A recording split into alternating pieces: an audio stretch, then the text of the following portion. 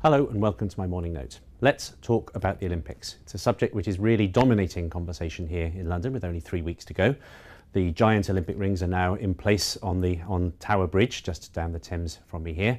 But there is also a very big debate underway. It's going to be very exciting, but it's also going to create a lot of expense and a lot of inconvenience at a point when Britain is going through austerity.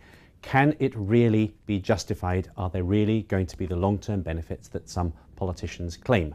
And what are the evidence from previous Olympiads?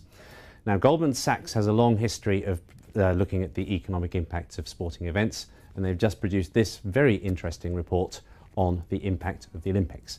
With me now to discuss this is Goldman's chief European economist, Hugh Pill.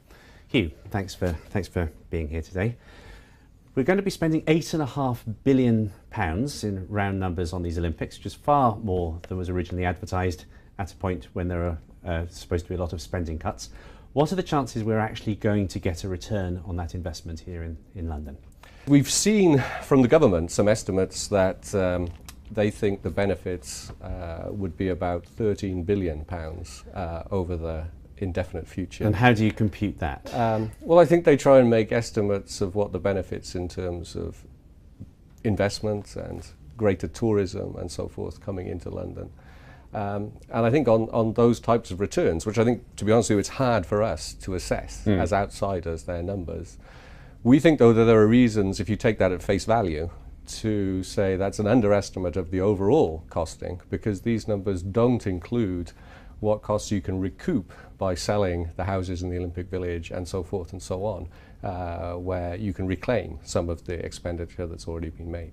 Wow, so you're actually suggesting that these benefits have been understated. That's encouraging. All right, I think so, and I think our view is that on a purely kind of cost-benefit analysis, there is a positive return to the Olympics. Not all of that will accrue immediately. In the short term, there'll be some costs, some disruption, as you said.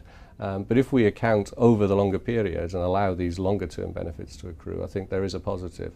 There's a different question, though, of course, as to whether the return you're getting on your investment is sufficient to pay the capital cost or is better than the return you may have got on alternative investments. I think our view would probably be the answer to that is yes, but I mean it's very difficult to make this kind of opportunity cost assessment. Okay, let's have a look at some of the historical trends. What we're looking at here is the 3 times that the Olympics have gone to countries that were going through very fast growth, Mexico, South Korea and China 4 years ago. And you can see that in all 3 cases growth seems to have slowed after the Olympics rather than before. Is that a fair reflection that the Olympics tends to be a reward for a period of growth and might be a good signal to move away from countries that have hosted them? Well, I think these 3 countries stand out as countries that have gone through rapid periods of development, and I think you're right to say that the capstone of that rapid period of development was the ability and willingness to hold a global event like the Olympics, and we know that at some point the pace of growth does naturally slow. Right. And whether you can attribute that slowing to just the moment you have the Olympics, I think it's hard to say that's a causal effect. But I think you can see a repeated pattern. Of course, the UK is not in the same situation as these 3 countries. Regrettably for those of us in the UK, yes. And I don't think you're going to see a slowdown as profound. You may see a slowdown for other reasons. Now let's quickly take a look at stock markets, which interest very many people. This is what's happened in each of the last Olympiads in the 4 years after each of these countries were hosts. Goldman did a similar exercise. Is there any sensible Olympic effect that you can discern? Well, I think it's all a bit of fun. That's the point of the Olympics. Yes. It's not the winning, but the taking part after all. But I think what you see in our study, which replicates quite similar to what we have here, is that you do see systematic positive effect on stock markets following Olympics, even though, again, I wouldn't associate that with the causal behavior.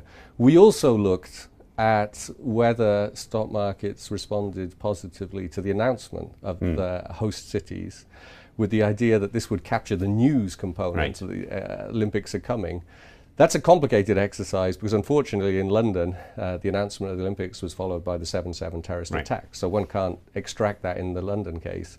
But in general, looking across Olympics over the last 50 years or so, you don't really see much effect. So perhaps that's a reason for caution to thinking that the macroeconomic benefits overall will be very big. Okay, Hugh, thank you very much indeed. My takeaway from this is that perhaps there will be a better long-term return for the country and the city than I had feared from the large amount of money I have splashed out on buying Olympics tickets.